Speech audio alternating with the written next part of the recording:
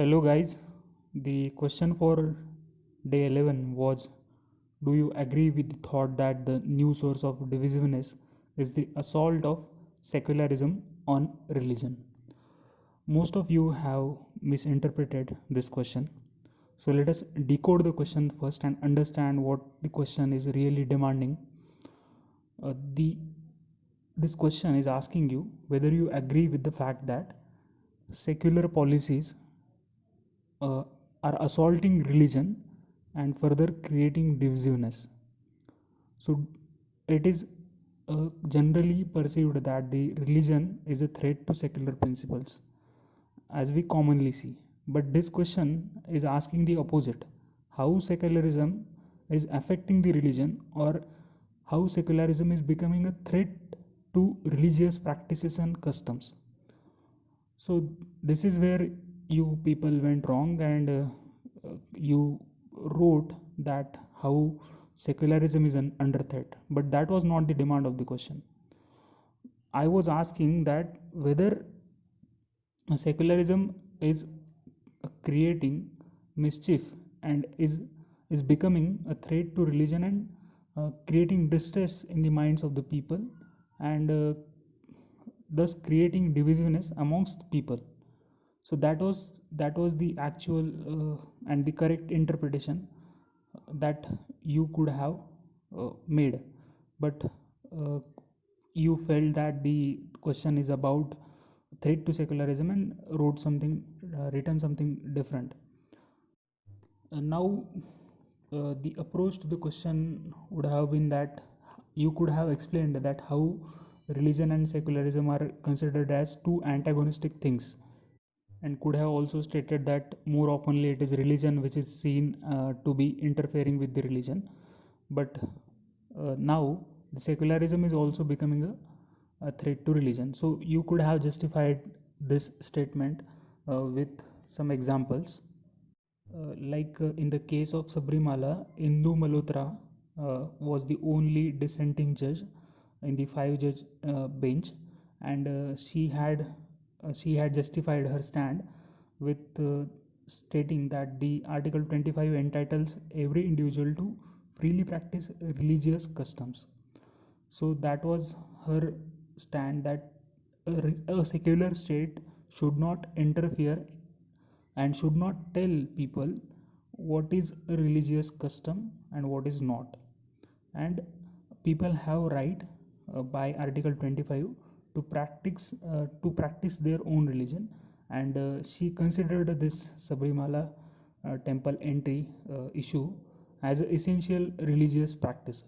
So according to her, that secular state should not be interfering in the religion. But the judgment of the Supreme Court eventually led to assault on the religious practice, and it allowed the women to enter the temple. So this is the correct example where the secularism is assaulting the religion. Also, the uniform civil code uh, can be considered as a assault on religion, because it tries to unify somewhere the personal laws of each and every religion in the country.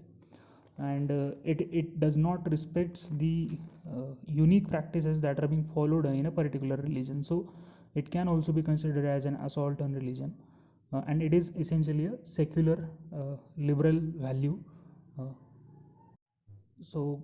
We also have the example of Burkin ban in France, where the secular policy of the country does not allows any religious display in the public sphere. And in this way, in our country also, old customs and traditions, when they are questioned, they are creating distress amongst the people, and creating a divisiveness, because when there are secular judgments, there are people from different religions hating each other, as well as people from the same religion opposing the judgments. Like in Hindu religion itself, there are conservatives and there are liberals. So liberal versus conservative, that liberals feel that women should be allowed to enter the temple, but conservatives might feel that it is assault on the religion by a secular state. So this is the divisiveness that is being created between the people from the same community as well as the people from the different communities. So you have to differentiate between these two, and you have to state this, that it is not only about the two different religions and antagonistic religious practices, but it is also about the uh, people from within the community who are opposing some conservative practices, and there are also some reactionary elements who can support the religious practice because they feel that it is their essential religious practice. uh, but on the other hand, you could have also opposed this as an assault on religion, and you could have also supported the secularism as it is needed uh, that this secular states assaults on the some evil practices that are being followed in religions.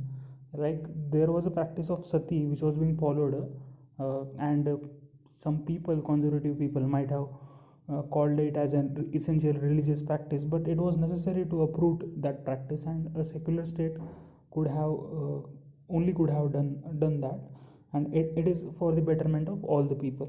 So assault on religion is also necessary whenever there are some evil practices which are anachronistic, inhuman, and iniquitous. Then at that time it is needed that the secular states assaults on these religious practices and uh, promotes the value of equality. And also in India, religion and secularism had coexisted from the times of Ashoka to Akbar. So we also had a question in prelims about this. But in India, the concept of secularism is much more comprehensive and than the West, and there was some movements in our history, like there was a Sufi movement and Bhakti movement, and it created a syncretic fusion of Hindu cultural elements with the Muslim religious elements, and this is called as Ganga Jamni Tahzib, and this was the secularism which was preached by Pandit Nehru, and it is also called as Nehruvian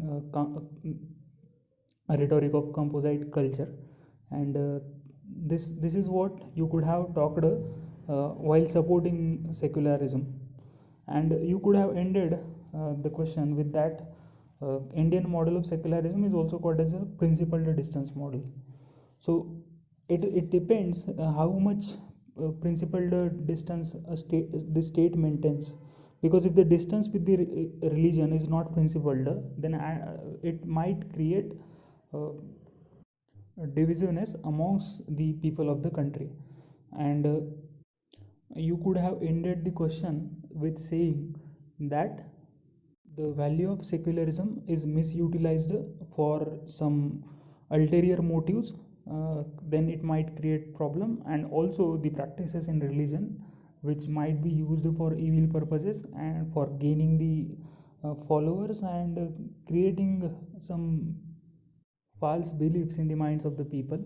When both of these values are misinterpreted and misutilized, at that time the problem begins. But uh, these values are mutually inclusive, and it cannot be said that the secularism is assaulting on the religion, and also vice versa, the religion is assaulting the secularism or threatening the secularism.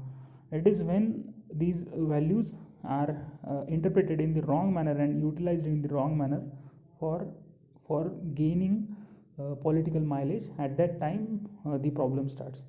So that was all you could have written in this question. I felt that many of you did not understood the question properly, so I made this explanation to you. Thank you.